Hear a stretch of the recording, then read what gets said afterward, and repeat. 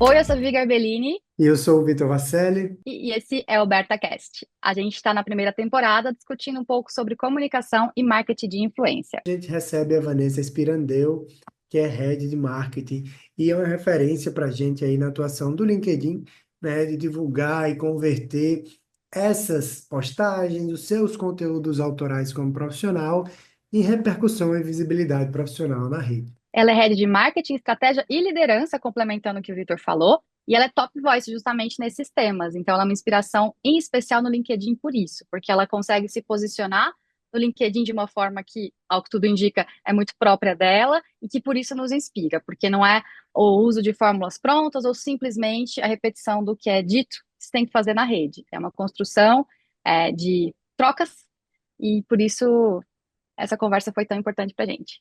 Isso, espero que você aproveite o nosso papo com a Vanessa e siga nos acompanhando aqui no BertaCast. Obrigada pelo convite, Vi. É um prazer, é uma honra estar aqui, para ser honesta, ainda mais depois de você falar é, de mim como referência. Gente, na realidade, eu estudo de alguma maneira como comunicar, como falar no nosso idioma em inglês, porque desde pequenininho eu sou nerd e gosto de aprender outros idiomas.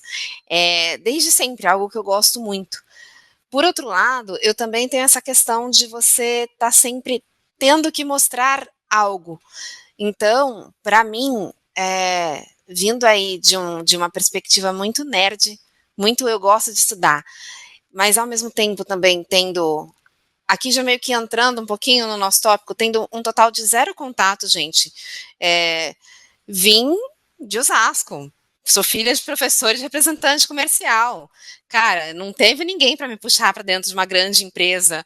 Não, não teve. Então, como é que a gente faz isso sem comprometer? Como é que eu pego tudo que eu aprendi estudando jornalismo, depois fazendo mestrado, fazendo N cursos sobre marketing e com o que eu vivi? Porque eu tenho mais de 20 anos de estrada. Sim, eu tô velha, sim, minhas costas doem, tá tudo bem, faz parte. Como é que a gente faz tudo isso? Como é que eu continuo compartilhando o que eu sei? Tanto seja para ali estender a mão para outras pessoas que estão passando pelo mesmo, quanto também para me colocar. Porque quem não se coloca, a gente vê gente que sabe muito menos que a gente passando na frente. Como é que eu faço isso? Fazer o que eu faço hoje no LinkedIn, para mim, é uma grande construção que segue em movimento, porque é isso, tem uma parte de mim também que eu insisto em não vender. Então, É, a gente vai se protegendo ali, né? Vai limitando. Que bom. Então, cara, essa construção, né? Eu acho que é ótimo que você tem um background de jornalismo, né? E foi conectando ali com marketing, foi pensando, foi acompanhando essa mudança, porque eu acho que isso é um dos desafios que o jornalismo tem no contexto da internet atual, né? E que a academia também tem nesse momento, que é, cara, como é que a gente impacta as pessoas, como é que a gente traz o conteúdo ao invés da forma somente, né? E eu acho que um modelo, ou um debate, ou uma estrutura comunicacional que olha muito para o retorno financeiro, né? E aí os modelos focados em vender mais findam sendo os que vão sendo mais utilizados, mas eles não funcionam para todos os contextos, né? Aquilo que a gente estava conversando antes sobre ser influenciador ou não, ou como a gente consegue pautar esse cenário para não vender o que a gente não quer vender, né? Então, como é que foi construir essa imagem profissional para você, né? Como é que foi dizer, tá, essa é a Vanessa do LinkedIn? E isso eu acho que é uma pergunta interessante. Como é que foi escolher o LinkedIn para atuar, né? E como essa presença no LinkedIn foi te permitindo fazer vídeos como os últimos que você tem feito, né? Você não fazia vídeos no começo, depois começou a fazer vídeos, né?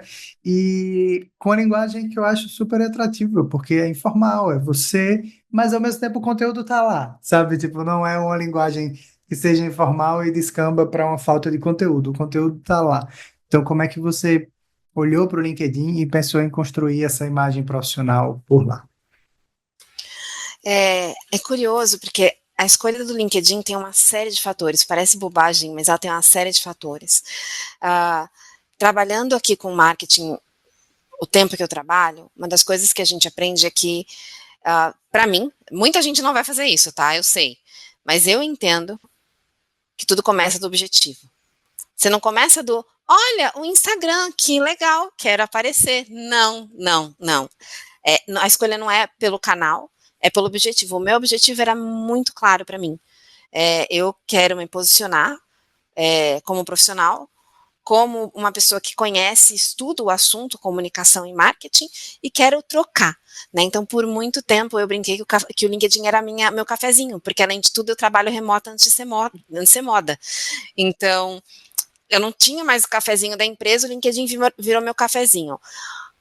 Primeiro ponto, o LinkedIn é uma rede profissional. Segundo ponto, quando eu escolhi o LinkedIn, hoje ele tem mudado bastante, mas algo que eu gosto muito de olhar é como funciona a plataforma, o algoritmo.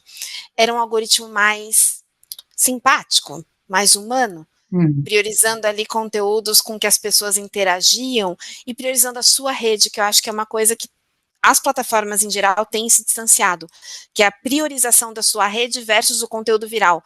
Eu, Vanessa, sou uma usuária diferente. Eu não ligo para o conteúdo viral, por favor, me entrega a minha rede. Eu escolhi a dedo. Eu quero a minha rede. Quando eu escolhi o LinkedIn, ele me permitia fazer isso. E quem estava ali também se permitia fazer isso. E eu comecei do textão, eu sou do time textão, eu adoro um textão. Se tiver uma imagem junto, então, maravilhoso. Mas, no intuito de comunicar, as pessoas começaram a preferir vídeos, então eu arrisco. Eu não vou migrar 100% da minha comunicação para vídeo, porque eu gosto muito de escrever, e eu gosto muito de ler, e eu acredito que eu tenho pessoas como eu, que estão no LinkedIn sentindo falta do textão, né, o LinkedIn raiz, que estava ali quando era tudo mato, mas eu entendo que para alcançar novas pessoas e continuar construindo a minha imagem, eu preciso ir para o vídeo. E aí, pegando também outra coisa que você perguntou, tem duas coisas aqui. Tem uma mudança da plataforma e de gosto das pessoas, mas também tem eu vou botar o celular aqui, ou eu pegar a câmera aqui do computador, eu vou pensar num tema, vou juntar um pouquinho de repertório, vou fazer uma pesquisa, puxar do que eu sei, vou botar aqui e vou gravar. Desculpa, eu não vou fazer o fundo especial, com o microfone especial, porque eu tô aqui pela troca. É óbvio que, sei lá, tem um lugar mais bonitinho para gravar, tem um microfone melhor, tem uma boa câmera, mas eu vou fazer maquiagem, eu vou contratar um estúdio, eu vou contratar uma equipe, foge da minha proposta de trocar. O conteúdo vai estar ali, eu tô aqui, eu pentei o cabelo no dia que eu vou filmar, que nem eu fiz hoje, porque eu ia filmar com você, mas olha, gente, assim, eu não vou cabeleireira, não vou chamar uma equipe de filmagem, não, porque eu vou me perder ali, então é um pouquinho da parte do que eu não vendo, né? Então você se apresenta do jeito que você é, né? Na sua presença ali, porque o principal é criar essas trocas e gerar esse conteúdo em prol ali da informação ou do tema principal que você está atuando, né? E o LinkedIn, eu acho que com esse recorte profissional dele, né, tem essa possibilidade, e quando a gente discutiu, eu a Vivi em outros momentos e também no podcast, essa possibilidade de te proteger de algumas formas, já que todo mundo está atuando ali profissionalmente. Então, certos comentários que eventualmente surgem no Instagram e em outros lugares são de cunho muito pessoal, né, ou são ah, voltados a questões que colocam a gente em risco, né, ou principalmente mulheres em risco, relacionadas à misoginia e outras tantas coisas. No LinkedIn ele parece aparecer menos. Você tem essa mesma sensação ou não?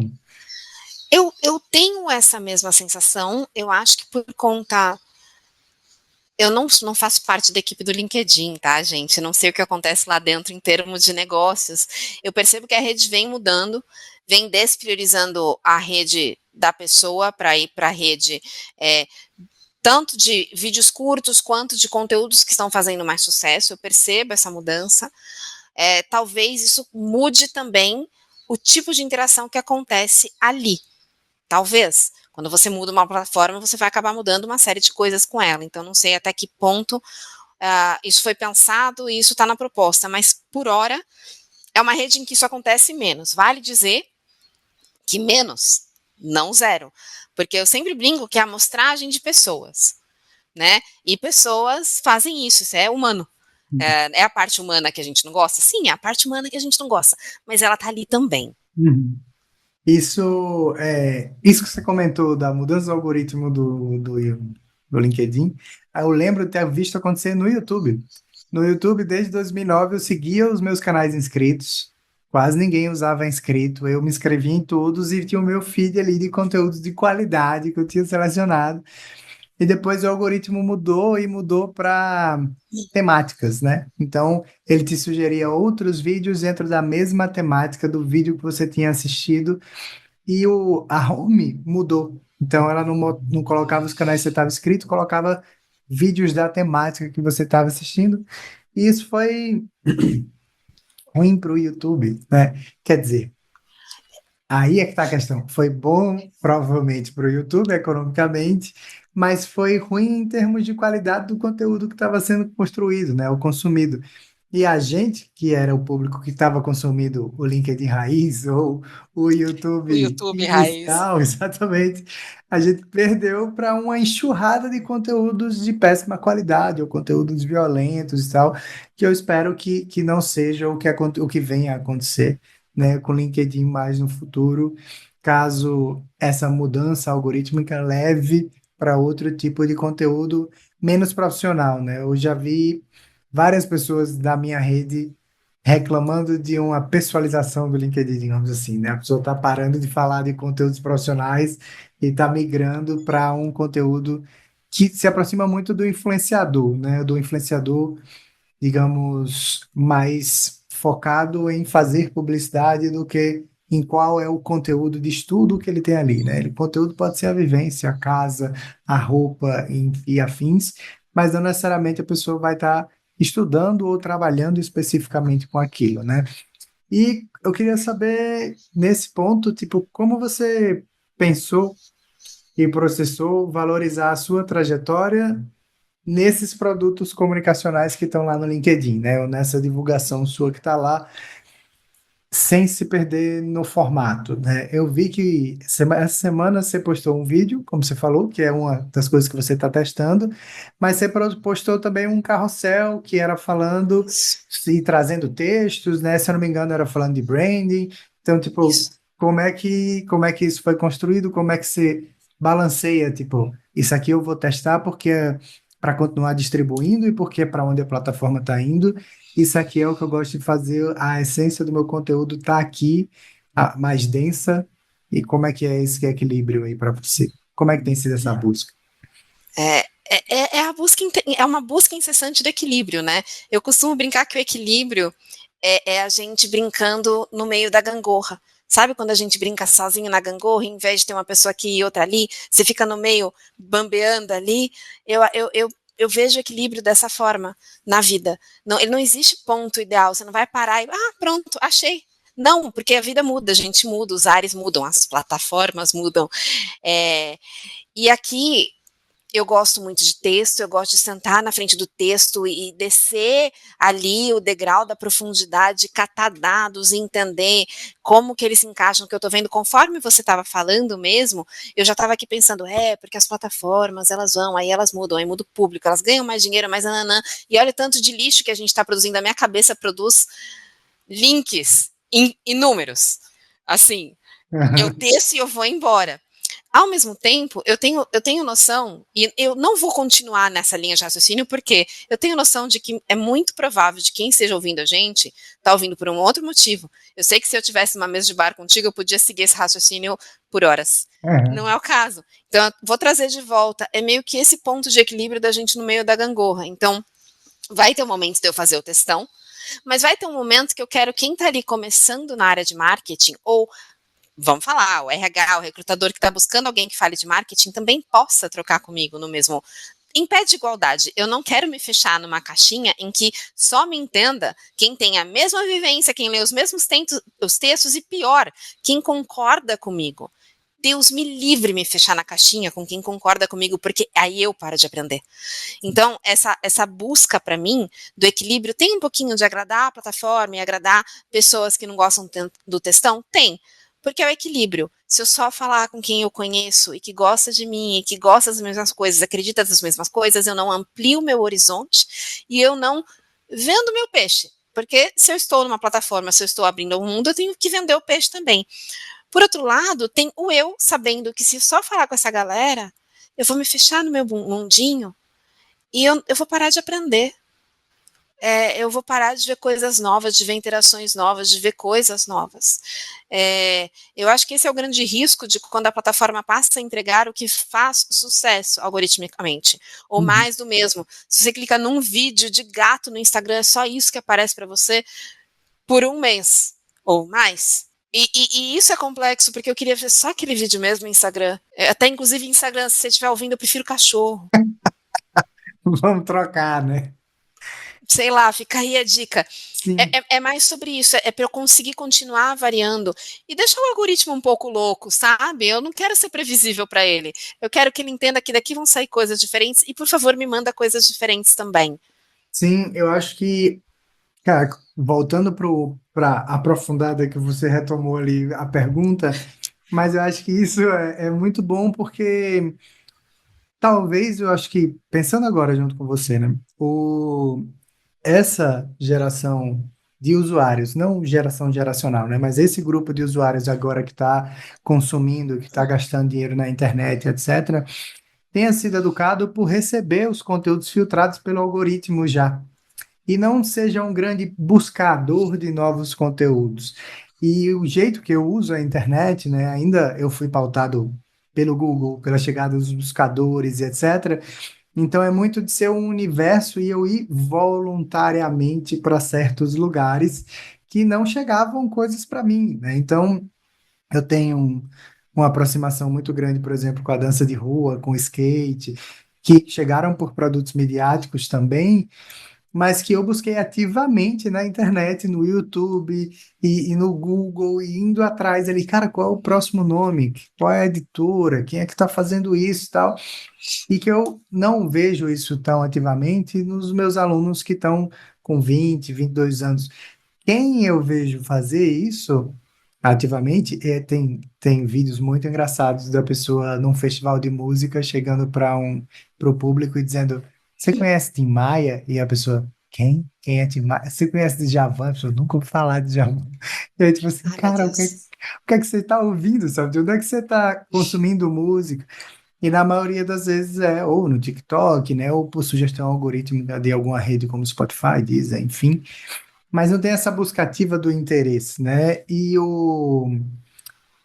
essa busca ativa do interesse com alguns nortes, como o hip hop, a cultura hip hop, como a busca por educação e letramento midiático e etc., foram que foram me levando a conhecer outros assuntos, outras referências que nem todo mundo estava vendo, né? Então, que nem todo mundo estava ouvindo.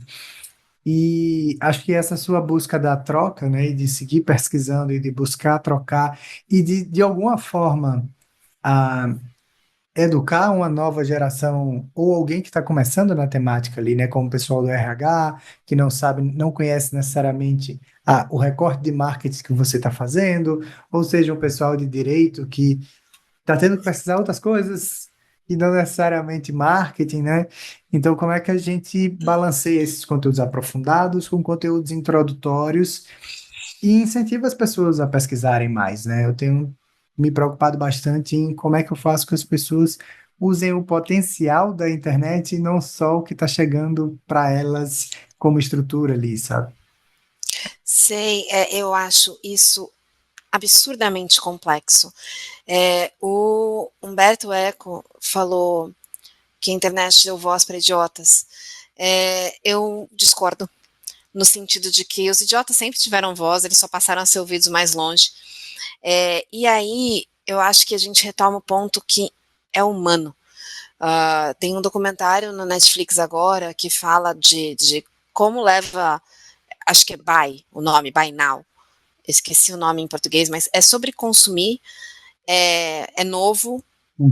tá na Netflix, quem se interessar pode pesquisar, ó, eu incentivando você a pesquisar, mas ele bebe da fonte que ele fala, pega gente da Amazon, pega gente de diversos, da Adidas, e fala quantas pessoas pesquisam para, no começo, o impulso é facilitar a sua vida, para deixar a experiência de compra mais fácil, e o quanto isso acaba empurrando as pessoas para o consumismo. Antes desse documentário, um livro bem ali na raiz, deve ser um livro começo dos anos 2000, se não do ano 2000 mesmo, é o Não Me Faça Pensar, do Steve Krug, que ele fala que o melhor jeito de você otimizar um site e aparecer no Google é você ajudando a pessoa a não ter que pensar. E aí, quando o algoritmo tenta te entregar mais do mesmo, né, é complicado a gente... Eu diria que é um ato rebelde a gente querer pesquisar e saber mais, porque Uhum. tudo à nossa volta, a internética, a cibernética, digital, quer que a gente faça menos. Então, eu acho que é importante a gente falar sobre isso, e letramento midiático e tudo mais, e a gente no papel de educador, porque uma das minhas funções também é professora, eu também dou aula, é a gente instigar, e oferecer formatos diferentes, que nem quando você faz com uma criança, você não bota só o doce na frente dela, você bota o doce do lado de um brócoli, bota os dois no pé de igualdade. Sim. Gente, meu filho é um devorador de brócolis até hoje, ele tem 25. Deu certo. E é o que eu tento fazer, assim, eu não é meu formato fácil, o vídeo, Uhum. mas do meu jeitinho, eu ligo o celular, eu ligo uma câmera, eu vou falando como eu falaria, eu penso que tem um amigo do outro lado, e de repente eu tenho um outro formato para trazer alguém para um outro tipo de conversa. Eu não Sim. vou te dar uma resposta fácil, eu falo muito depende, Uhum. mas eu tento falar numa linguagem mais atraente, mais próxima, até porque eu sou assim. Eu não vou me encher de palavras difíceis se eu consigo comunicar a mesma coisa de outro jeito.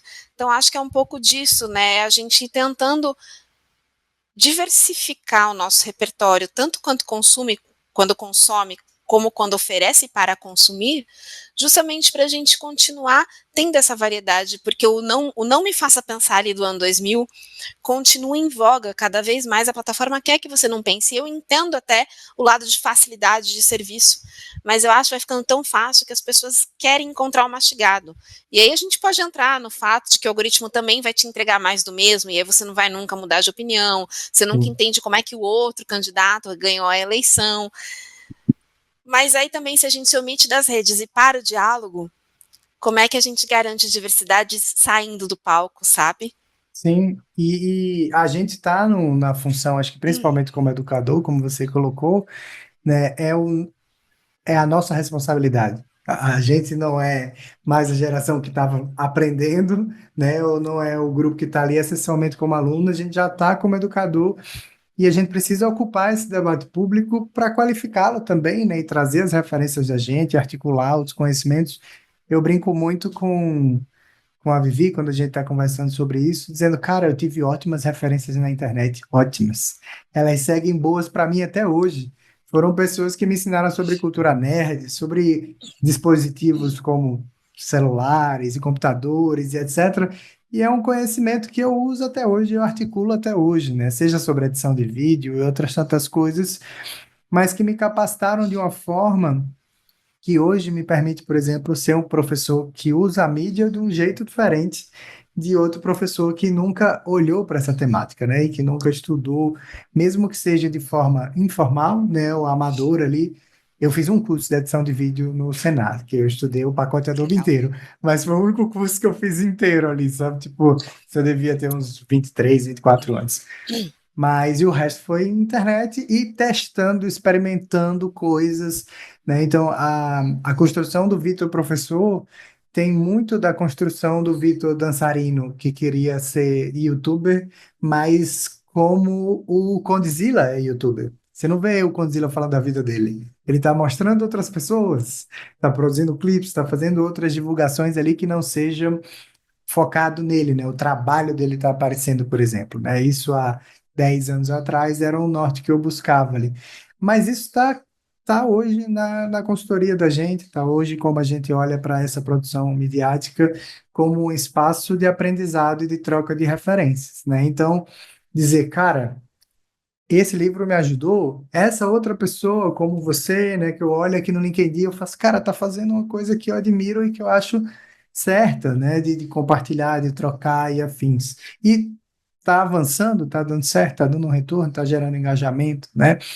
Então, para a gente ir se encaminhando já para as nossas últimas perguntas, é saber de você como é que está sendo olhar para esse contexto da rede como espaço de aprendizado, como espaço de troca. Se você acha que esses espaços, né, essas plataformas permitem essa visão educacional ou eles majoritariamente incentivam esse recorte hermético? Eles, eu digo, tanto o público como a plataforma, porque tem muitas Sim. pessoas que chegam na nossa rede e querem, tipo assim, democracia brasileira em 1 minuto e 30. Não dá. É simples, não dá. Tipo, eu posso te chamar para ler outras coisas que vão te ensinar sobre democracia brasileira em 1 minuto e 30, mas eu não tenho como resumir, nem se for da redemocratização para cá em 1 minuto e 30, né? Eu brinco que a gente fazendo uma aula de 1 hora e meia, a aula em 1 hora e meia nem engloba o assunto todo, mas a gente deixa 4, 5, 6 livros, 2 artigos, um documentário, para a pessoa poder passar mais tempo nessa temática, né? Então, queria saber de você isso, como é que você olha para esse conteúdo digital e se tem possibilidade de ter um conteúdo educacional, uma abordagem educacional para isso. É, eu comecei falando que, cara, eu vim de Osasco e não tinha ninguém grande para me puxar para uma empresa grande. Se não fosse a plataforma e a possibilidade de dividir o que eu sei e ir criando uma rede digital, eu acho que eu não estaria aqui. Então, acho que, assim, acima de tudo, é a gente entender que a gente pode até servir a rede, mas ela serve a gente também. Então, a gente entender o que a gente está fazendo ali, não perder isso de vista. É óbvio que se eu fosse mais para academia e fizesse dancinha, eu ia chegar ainda mais longe, financeiramente. Mas não que eu não goste de dinheiro, eu gosto, gente, pode mandar dinheiro, tá tudo bem, posso deixar meu Pix aqui. O meu ponto é, mais longe na estrada que eu quero. Eu tenho um bom crescimento do LinkedIn, eu conheço gente que cresce muito mais rápido, muito mais. Eu quero fazer o que essas pessoas estão fazendo, é disso que eu quero falar, esse é o cafezinho virtual que eu quero ter. Então, é uma barganha, é um equilíbrio no meio da gangorra diário. Quando eu trabalhei uma época com uma moça, ela era indiana, ela é indiana porque ela ainda existe, e ela achava um barato, porque eu era liderança e mulher, e falava o que eu pensava, e ela era muito, ela não tinha nenhuma trava na língua, um barato, assim, ela falava, nossa, eu admiro você, que legal, você fala o que você pensa, quanto te custou isso? E ninguém nunca tinha me feito essa pergunta, e eu parei para pensar e me custou, eu cresço mais devagar, vai ter espaços que provavelmente não vou habitar, ainda que estejam dentro da minha ambição, mas toda noite eu boto minha cabeça no travesseiro e durmo sabendo que eu fui eu. Então, sim, eu acho que as redes podem educar, eu acho que elas podem nos ajudar a projetar o que a gente acredita, o que a gente conhece, o que a gente quer compartilhar. Sim, eu acho que o seu crescimento é mais devagar se você for comprometido com os seus princípios, com os seus limites, com quem você é, mas ao mesmo tempo ser comprometido com isso, primeiro te dá uma rede, ainda que menor, mais próxima de você e mais forte. Segundo, você não vai olhar para trás e falar, caramba, que caminho que é esse mesmo? Onde é que eu queria chegar? Deixa eu rever meu mapa aqui, que esse não era o meu objetivo. É uma troca. Sim. E eu aceito. Eu durmo à noite, eu tô feliz com quem eu sou, com os diálogos que eu teço, com as trocas que eu recebo. Sim, eu acho que essa imagem profissional, essa atuação comunicacional profissional, se ela não ajuda a gente a fazer o trabalho que a gente quer, né, eu brinco muito que ela está desviada. Para dar um exemplo super simples, né, que não é necessariamente profissional, mas eu digo isso com um PowerPoint. Digo, gente, se você botou uma animação que não conta história nenhuma, tira essa porcaria daí, porque vai atrapalhar a aula, né? Vai atrapalhar a temática.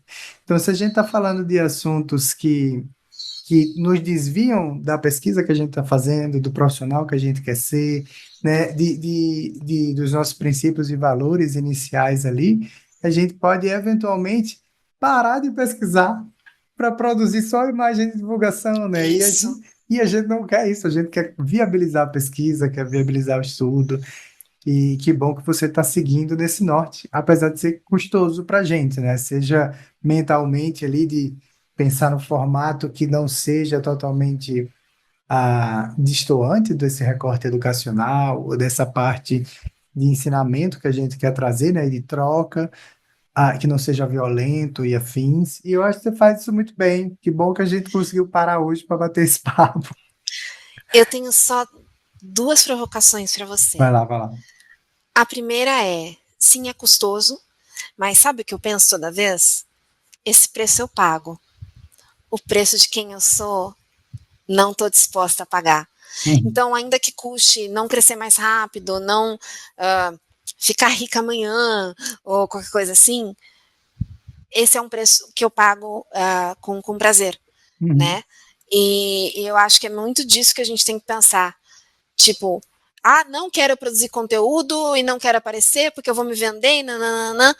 O preço que você paga não fazendo isso é sentar e olhar um zilhão de pessoas muito desqualificadas passando na sua frente muito rapidamente. Esse preço, por outro lado, eu não estou disposta a pagar. Uhum. Então, essa é a minha provocação 1. Minha provocação 2, e eu tô com ela desde que você falou aqui, sobre o vídeo da democracia brasileira em 1 minuto e meio. Aham. Galera, não tô discordando do Vitor, você que tá ouvindo aí do outro lado, não dá para aprender em 1 minuto e meio. Não dá, parem de ser loucos. Isso posto, Vi, eu acho que vale a gente tentar fazer um resumão daquela série O que é democracia? Aham. Sabe? Em 1 minuto e meio, para de repente despertar a pessoa para esse mundo. Eu acho que vale a tentativa, eu acho que é possível. Porque a gente às vezes se nega a fazer o vídeo de 1 minuto e meio, Aham. falando, cara, eu mal vou arranhar a superfície, verdade, não vai.